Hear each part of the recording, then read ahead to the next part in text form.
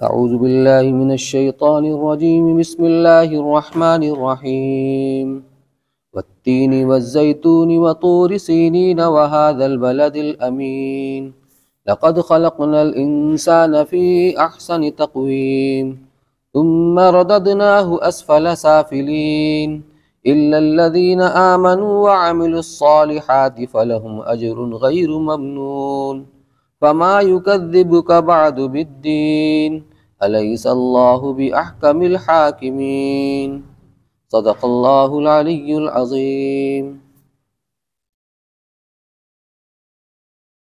والتین والزیتون، قسم ہے تین یعنی انجیر اور زیتون کی، مراد ہے انجیر اور زیتون کے درخت۔ وطور سینین، اور طور سینین کی، وہذا البلد الامین، اور اس امن والے شہر کی۔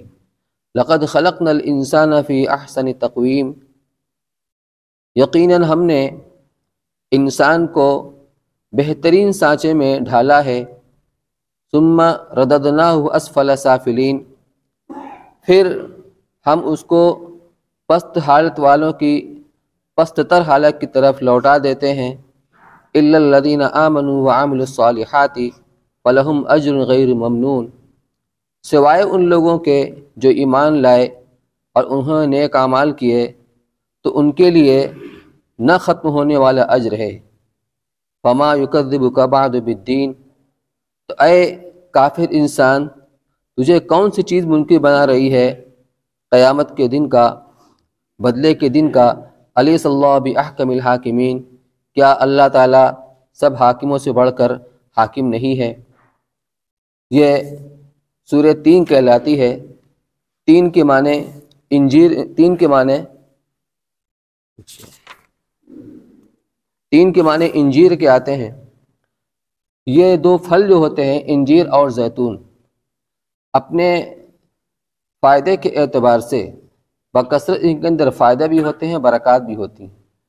زیتون ایک ایسا پھل ہے جو بطور میوے کے بھی کھایا جاتا ہے، اور اس کی ترکاریاں بھی بنتی ہیں، اس کا تیل بھی استعمال کیا جاتا ہے، تو ان کے اندر بکثرت منافع اور فوائد ہیں۔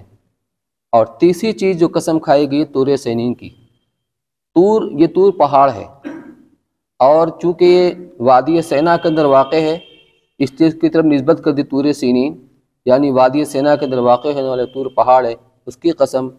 اور اس شہر امن والے شہر کی قسم، مراد مکہ مکرمہ۔ ان چار چیزوں کی اللہ نے قسمیں کھائی ہیں۔ مناسبت کیا ہے؟ جب اللہ تعالیٰ کسی مخلوق کی قسم کھاتے ہیں تو اس کی عظمت و شان کو ظاہر کرنا مقصود ہوا کرتا ہے۔ یہاں مراد ہے انجیر کے درخت اور زیتون کے درخت جس علاقے میں بکثرت پائے جاتے ہیں وہ شام کا علاقہ ہے۔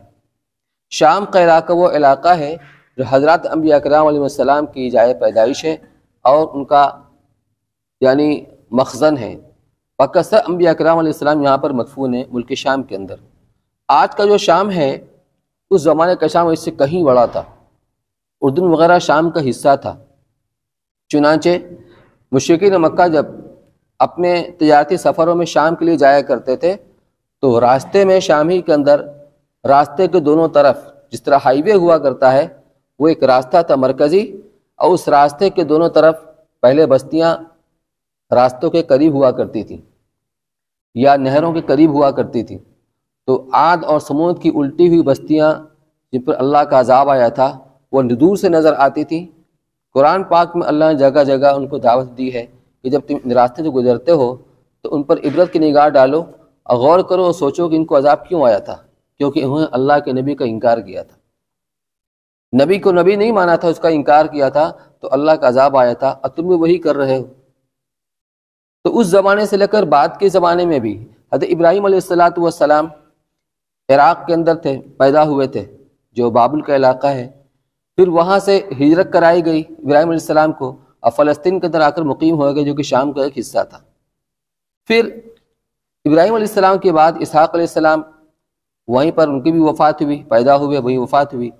پھر یعقوب علیہ السلام کے زمانے میں جب یہ بوڑھے ہو گئے تھے تو یوسف علیہ السلام مختلف مراحل سے گزرتے ہوئے مصر کے اندر من جانب اللہ ان کے پہنچنے کا انتظام کیا گیا، پھر وہاں ان کو حکومت کرنے کا موقع ملا۔ جب حضرت یوسف علیہ السلام ملک کے حکومت کے تخت کے اوپر جب وہ جلوہ افروز ہوئے تو انہوں نے اپنے بھائیوں کو اور اپنے والدین کو وہاں سے بلوا لیا کنعان سے۔ اس وقت سے یہ لوگ مصر کے اندر آ گئے تھے۔ پھر اس کے بعد جو نسل چلی یوسف علیہ السلام، پھر اس کے بعد ان کی اولادیں مصر ہی کے اندر تھے۔ پھر حضرت موسیٰ علیہ السلام جو یوسف علیہ السلام کے غالباً تیسری نسل کے اندر ہیں، اللہ کے حکم سے انہوں نے بنی اسرائیل کو لے کر کے ہجرت کی، پھر وہاں سے ملک شام آ گئے فلسطین کے علاقے میں۔ اور اس کے بعد جتنے بھی انبیاء کرام علیہ السلام آئے ہیں یہی بنی اسرائیل کے اندر آئے ہیں۔ تو گویا یہ ملک شام جو ہے انبیاء کرام علیہ السلام کا مخزن ہے اور وہی ان کے جائے پیدائش ہے۔ تو گویا ایک بہت متبرک جگہ ہوئی، اس اعتبار سے اسے قسم کھائی گئی والتین والزیتون کہ جہاں انجیر کے اور زیتون کے بکثرت درخت پائے جاتے ہیں، وہ علاقے مراد ہیں جو مخصوص ہیں اور برکت والے ہیں۔ خود قرآن میں اللہ نے فرمایا سبحان الذی اسری بعبدہ لیلا من المسجد الحرام الی المسجد الاقصی الذی بارکنا حولہ، کہ پاک ہے وہ ذات جو اپنے خاص بندے کو راتوں رات لے گئی مسجد حرام سے مسجد اقصی تک۔ مسجد اقصی یہ بیت المقدس کے اندر واقع ہے۔ الذی بارکنا حولہ، اللہ خود فرماتے ہیں کہ ہم نے برکتیں رکھی ہیں اس کے اطراف میں۔ اور تیسری چیز ہے طور سینا۔ طور وہ پہاڑ ہے کہ حضرت موسیٰ علیہ السلام جب شعیب علیہ السلام کے پاس سے اپنے ملک مصر آ رہے تھے تو راستے میں پہاڑ پڑا تھا، یہیں پر ان کو نبوت سے سرفراز کیا گیا تھا۔ تو بڑی ہی متبرک جگہ ہے، بہت متبرک مقام ہے، اس لیے اس کا ذکر کیا گیا۔ اور بلد امین ظاہر سی بات ہے، تمام نبیوں کے سردار ہمارے اور آپ کا آقا جناب رسول اللہ صلی اللہ علیہ وسلم کو یہیں پر مبعوث کیا گیا تھا شہر مکہ کے اندر۔ ان چاروں چیزوں کی قسمیں کھانے کے بعد اللہ نے ارشاد فرمایا لقد خلقنا الانسان فی احسن تقویم، کہ ہم نے انسان کو بہترین سانچے میں ڈھال کے بنایا ہے، انتہائی خوبصورت، یعنی ساری مخلوق میں انسان سے خوبصورت کوئی مخلوق نہیں۔ ظاہر کے اعتبار سے، باطن کے اعتبار سے اللہ نے انسان کی جسامت بنائی ہے، جو اس کی ہیئت ہے، اس کا چہرہ، پھر چہرے کا نقش و نگار، پھر اس کا ہاتھ اور پیر، اس میں مختلف جوڑ، جتنا متناسب انداز میں بنایا ہے اس سے اس کی ساری ضرورتیں پوری ہو رہی ہیں۔ پھر انسان کو اللہ نے عقل دی، ساری مخلوقات کے اندر اتنی عقل اللہ نے کسی کو نہیں دی، انسان کو عقل دی، اس کو مکلف بنایا، اس کے اندر کمال رکھا، یہ عالم ہوتا ہے، یہ قادر ہوتا ہے، یہ سمیع ہے، یہ بصیر ہے۔ انسان کے اندر ایک پورا عالم ہے، عالم اصغر، اس کے جسم کے اندر جو اللہ نے نظام بنایا ہے کہ ہم نے انسان کو بہترین سانچے میں ڈھال کر کے بنایا ہے۔ احسن تقویم سے مراد یہ ہے کہ اس کی جبلت و فطرت کو بھی دوسری مخلوقات کے اعتبار سے احسن بنایا گیا، اور اس کی جسمانی ہیئت اور شکل و صورت کو بھی دنیا کے سب جانداروں سے بہتر اور حسین بنایا ہے، جس کا حاصل یہ ہے کہ انسان کو حق تعالیٰ نے اپنی تمام مخلوقات میں سب سے زیادہ حسین بنایا ہے۔ ابن عربی رحمۃ اللہ علیہ نے فرمایا کہ اللہ تعالیٰ کی مخلوقات میں کوئی انسان سے خوبصورت نہیں، کیونکہ اس کو اللہ تعالیٰ نے حیات کے ساتھ عالم، قادر، متکلم، سمیع، بصیر، مدبر اور حکیم بنایا ہے۔ اور یہ سب صفات دراصل خود حق تعالیٰ سبحانہ کی ہیں، یعنی سمیع ہونا، بصیر ہونا، مدبر ہونا، حکیم ہونا، تو اللہ نے اپنی صفات کا کچھ حصہ انسان کو دیا، عطا فرمایا۔ یہیں سے کسی عالم کا یہ مقولہ مشہور ہوا ان اللہ خلق آدم علی صورتہ، یعنی اللہ تعالیٰ نے آدم علیہ السلام کو اپنی صورت یعنی اپنی صفات پر پیدا فرمایا، جو اللہ کی صفات ہیں، یہ سمیع ہونا، بصیر ہونا، مدبر ہونا، حکیم ہونا وغیرہ وغیرہ۔ مراد اس سے یہی ہو سکتی ہے کہ اللہ تعالیٰ کی بعض صفات کا کوئی درجہ اس کو بھی دیا گیا ہے، ورنہ حق تعالیٰ ہر شکل و صورت سے بری ہے۔ تیسرے اعتبار سے انسان سب سے زیادہ حسین ہے۔ اس سلسلے میں ایک قصہ یہاں پر نقل کیا ہے مفتی شفیع صاحب رحمۃ اللہ علیہ نے، جس سے اندازہ ہوتا ہے کہ واقعی اللہ نے انسان سے حسین کسی کو نہیں پیدا کیا۔ قرطبی نے اس جگہ نقل کیا کہ عیسیٰ ابن موسیٰ ہاشمی جو خلیفہ ابو جعفر منصور کے دربار کے مخصوص لوگوں میں سے تھے اور اپنی بیوی سے بہت محبت رکھتے تھے، بہت خوبصورت ان کی بیوی تھی۔ ایک روز چاندنی رات میں بیوی کے ساتھ بیٹھے ہوئے بول اٹھے، محل کے چھت کے اوپر میاں بیوی دونوں تھے اور چاند اپنی پوری آب و تاب کے ساتھ نکلا ہوا تھا، تو محویت کے عالم میں جذبات سے بھرپور ہو کر کے بول اٹھے انت طالق ثلاثن ان لم تکونی احسن من القمری، کہ اگر تو چاند سے زیادہ حسین نہیں ہے تو تجھے 3 طلاق۔ بات آئی گئی ہو گئی، وارفتگی میں یہ بات زبان سے نکل گئی۔ طلاق اور اعتاق 2 چیز ہوتی ہے۔ اعتاق کہتے ہیں آزاد کرنے کو۔ جب غلاموں کا زمانہ تھا تو غلاموں کو منڈی سے خریدا جاتا تھا، بیچا جاتا تھا، ان کو آزاد بھی کیا جاتا تھا، تو اللہ نے بہت سارے شکلوں میں کفارہ کے طور پر غلاموں کو آزاد کرنے کا حکم دیا۔ مقصد انسان غلام نہ رہے، لیکن اب وہ زمانہ نہیں رہا۔ طلاق ہے، اس کے بارے حدیث میں آتا ہے ثلاثن جدہن جد ہزلہن جد، کہ 3 چیزیں ایسی ہیں کہ اگر ان کو سنجیدگی سے کہا جائے تو بھی نافذ، اور ہنسی مذاق میں کہا جائے تو بھی نافذ۔ تو طلاق ایسی چیز ہے، کوئی غصے میں طلاق دے تو بھی نافذ ہو کر رہے گی، خوشی میں دے، ظاہر سی بات خوشی میں کوئی دیتا نہیں ہے، لیکن کوئی ہنسی میں دل لگی میں دے تو بھی طلاق نافذ، کسی بھی طرح دے، مذاق میں دے تو بھی طلاق نافذ۔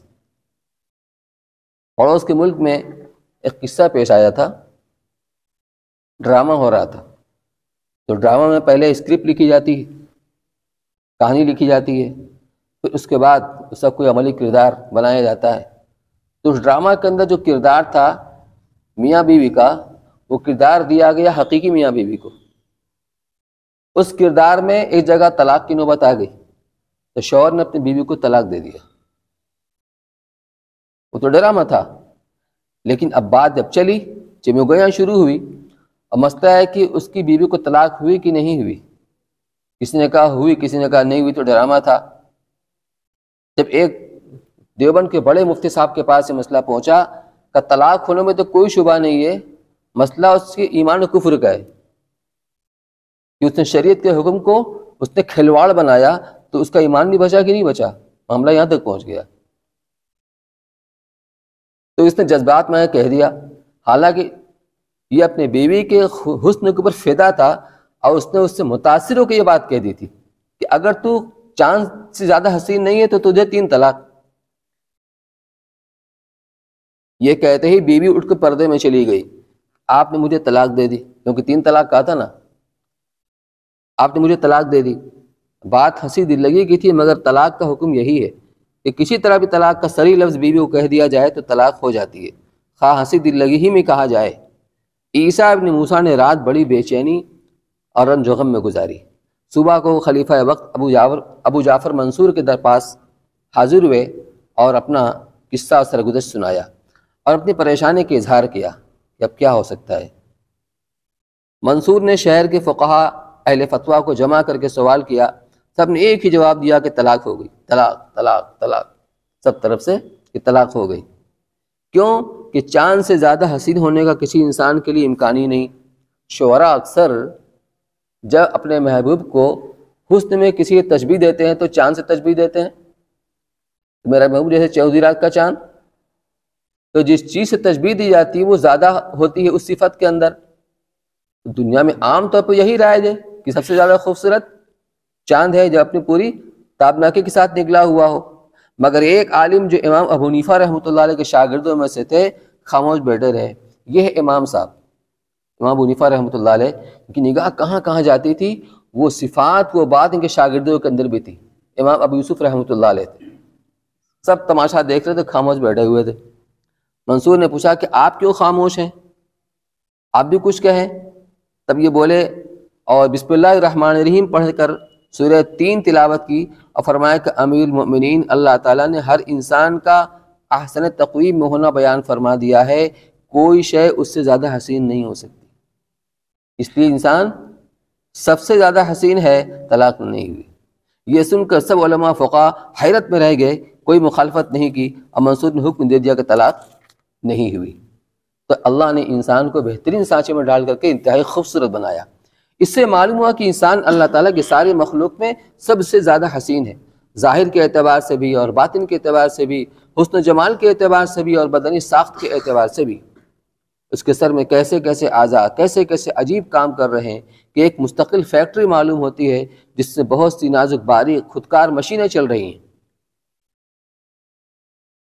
ابھی گزشتہ سال ایک حادثہ پیش آیا تھا. ایک گھر کے اندر ایک صاحب کو جسے برین ہیمریج ہوتا ہے، ایک اٹیک ہوا. جب اٹیک آیا تو وہ عجیب طرح کا تھا. اس میں کچھ چانسز ہوتے ہیں کہ اتنا وقت کے اندر اگر اس میں آپریشن کیا جائے تو وہ بہت کامیاب ہوتا ہے، اور اتنا وقت گزر جاتا ہے تو پھر رسکی ہو جاتا ہے، خطرہ ہو جاتا ہے. اب اللہ کی زندگی مقدر کرتا ہے تو اس میں آپریشن تو کامیاب ہوا، لیکن ایک ہاتھ حرکت نہیں کر رہا تھا. پہلے دونوں ہاتھ حرکت نہیں کر رہا تھا، پھر اس کے بعد دھیرے دھیرے ایک ہاتھ حرکت کرنے لگا. اب دوسرا اتنا حرکت نہیں کرتا، لیکن وہ کچھ بولنا چاہتی ہے، بول نہیں سکتی.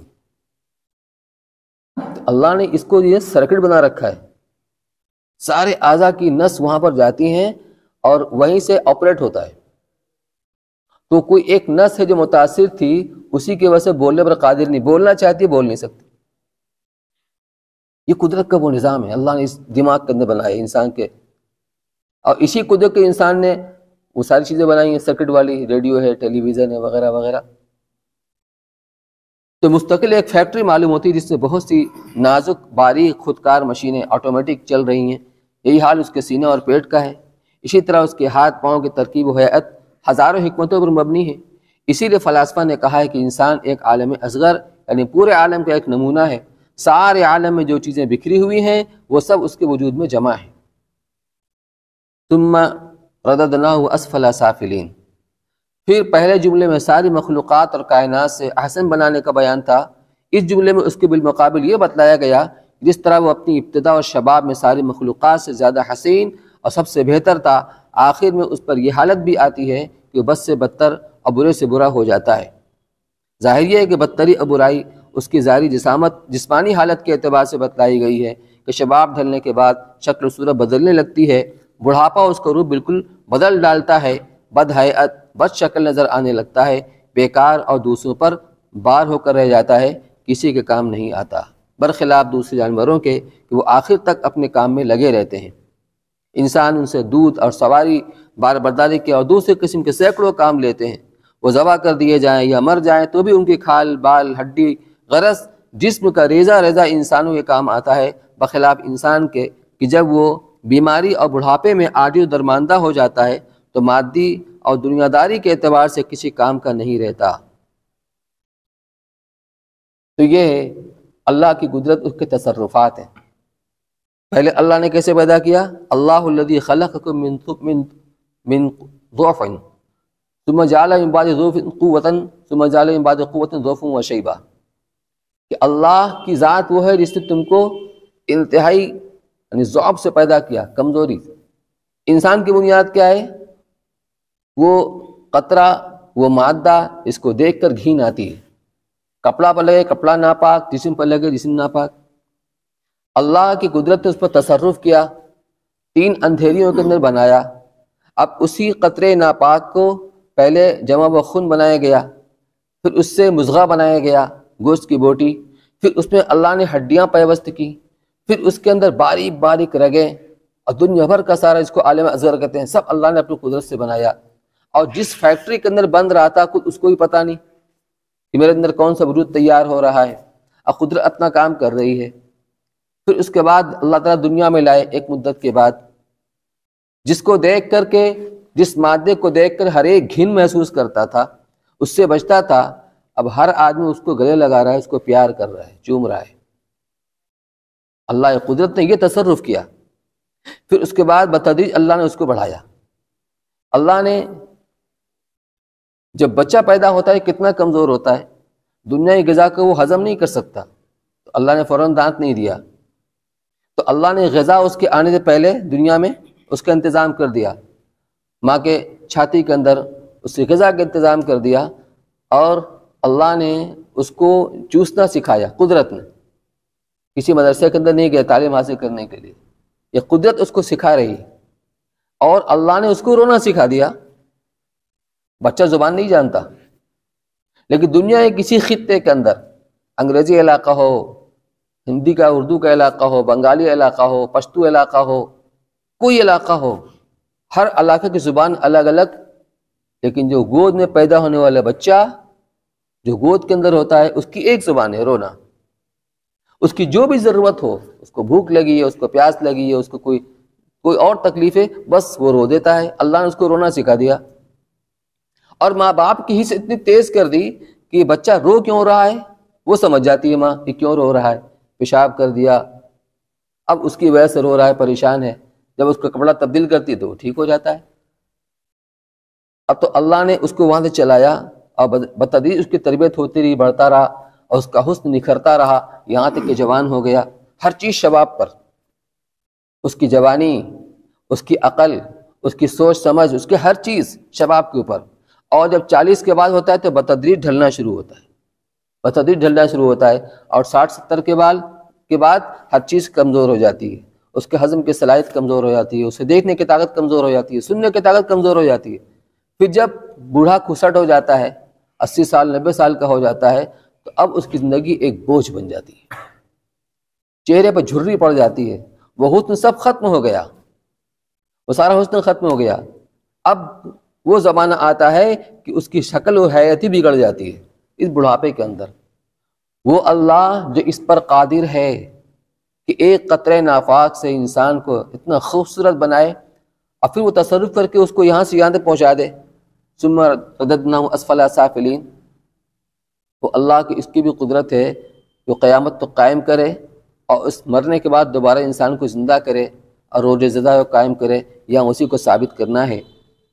تو الا الذین آمنوا وعملوا الصالحات، یہ تو اللہ کا نظام اور یہ سنت ہے کہ شروع میں انسان خوبصورت ہوتا ہے، لیکن اس عمر کو پہنچ کر جب بڑھاپا اپنی انتہا کو پہنچتا ہے تو اس کی ساری شکل وغیرہ اس طرح کی نہیں رہتی، بگڑ جاتی، سوائے ان لوگوں کے جو ایمان لائے اور نیک اعمال کیے، تو ان کو ایسا اجر ملتا ہے جو کبھی ختم نہیں ہوگا، نہ ختم ہونے والا اجر۔ اس کا مطلب یہ ہے کہ جسمانی اعتبار سے جو گراوٹ آتی ہے وہ تو سب کے ساتھ آتی ہے، چاہے وہ ایمان والا ہو چاہے ایمان والا نہ ہو، لیکن ایمان والے کے ساتھ اللہ کا کرم مہربانی ہے کہ ایمان والا بندہ اپنے زمانہ جوانی کے زمانے میں، اپنی قوت کے زمانے میں جتنے اعمال کرتا تھا فرائض کے علاوہ، نوافل میں تلاوت ہے، ذکر ہے، اور جتنے بھی وہ دین کے کام کیا کرتا تھا، اور اب اس زمانے میں اس واسطے نہیں کرتا کہ وہ طاقت نہیں رہے گی، وہ قوت نہیں رہے گی، چاہ کے بھی نہیں کر سکتا، چاہ کے نہیں کر سکتا۔ اس لیے فرمایا گیا اغتنم خمسن قبل خمسن، شباب کا قبل حرم کا، یہ 5 چیزوں کو 5 چیزوں سے پہلے، یعنی 5 حالت کو 5 حالت سے پہلے غنیمت جانو، جو کر سکتے ہو کر لو، کیا پتہ آگے تم کر سکو نہ کر سکو۔ اس میں یہ بھی ہے سب سے پہلے شباب کا قبل حرم کا، اپنی جوانی کو بڑھاپا کا آنے سے پہلے کہ آدمی جوانی کے زمانے بہت کچھ کر سکتا ہے، پتہ نہیں چلتا، لیکن جب جہاں عمر ڈھلتی ہے تو تھوڑا کام کرتا ہے تھک جاتا ہے، ہاں پانے لگتی ہے وغیرہ وغیرہ۔ تو وہ نیک اعمال جو اب نہیں کر سکتا، اللہ تعالیٰ فرشتوں کو کہتے ہیں کہ اس کو وہی اجر دو جو زمانے اپنی قوت کے زمانے میں کرتا تھا، کیونکہ اپنا کرنے کی وجہ اس کی کمزوری، اس کا ضعف ہے۔ یہ اجر جو کبھی ختم نہیں ہوتا، جو جب کر رہا تھا تب بھی مل رہا ہے، اور اس واسطے نہیں کرتا کہ بڑھاپا آ گیا تو بھی مل رہا ہے، اب مرنے کے بعد اس کو اجر ثواب بھی ملے گا۔ الا الذین آمنوا وعملوا الصالحات، سوائے ان لوگوں کے جو ایمان لائے اور نیک اعمال کیے، ان کے لیے وہ اجر ہے جو کبھی ختم نہیں ہوگا۔ لہم اجر غیر ممنون، دنیا میں تو اس طرح ختم نہیں ہوگا، ان کو اجر ملتا رہے گا، اور آخرت میں اس کا ثواب ان کو ملے گا، جنت کی نعمتیں انہیں ملے گی۔ فما یکذبک بعد بالدین، جب یہ تصرفات اللہ تعالیٰ کی دنیا میں تمہارے سامنے ہیں، چاہے وہ مومن ہو چاہے کافر ہو، اللہ کو مانے چاہے نہ مانے، کہ انسان کی تخلیق مرحلہ وار کہاں سے کہاں تک ہوئی ہے، جب اللہ یہ تصرفات کر سکتے ہیں تو اللہ مرنے کے بعد دوبارہ زندہ بھی کر سکتے ہیں، کیونکہ ایک ہی ایجاد ایک ہی اعادہ۔ دنیا لوگوں کے اعتبار سے کسی چیز کی ایجاد کرنا ذرا مشکل کام ہے، جو چیز دنیا کے اندر موجود نہیں ہے، سائنس طرح طرح کی چیزوں کی ایجاد کرتی ہے، اور عام آدمی کو دیکھ کر حیرت ہوتی ہے کہ اتنی بڑی سی مشین ہے، اب پوری دنیا اس کے اندر آدمی دیکھ لیتا ہے، یہاں بیٹھے بیٹھے امریکہ میں کیا بھاؤ چل رہا ہے اس کو معلوم کر لیتا ہے۔ تو اب ہم داد دیتے ہیں جس نے اس کو بنایا ہے، لیکن نگاہ اس پر نہیں آتی جس نے اس کو دماغ کو بنایا، وہ کتنا با کمال ہے۔ تو وہ اللہ قیامت بھی قائم کر سکتا ہے۔ فما یکذبک بعد بالدین، اب خطاب ہو رہا ہے کافروں کو کہ تمہیں کون سی چیز روز جزا یعنی قیامت کا منکر بناتی ہے۔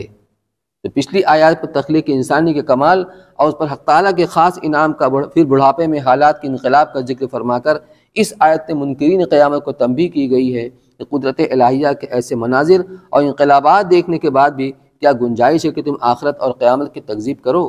کیا اللہ تعالیٰ سب حکومت کرنے والوں پر حاکم نہیں ہے؟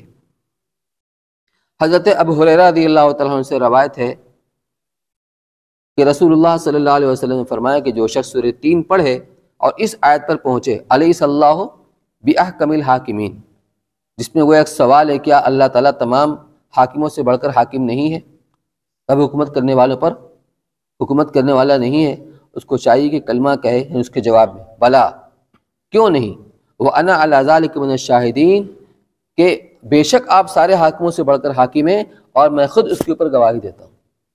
تو ہمیں بھی یہ کہنا چاہیے جب بھی تلاوت کریں بلا وَأَنَا عَلَىٰ ذَلِكَ مِنَ الشَّاهِدِينَ۔ اس لیے حضرات فقہا نے فرمایا کہ کلمہ پڑھنا یہ مستحب ہے۔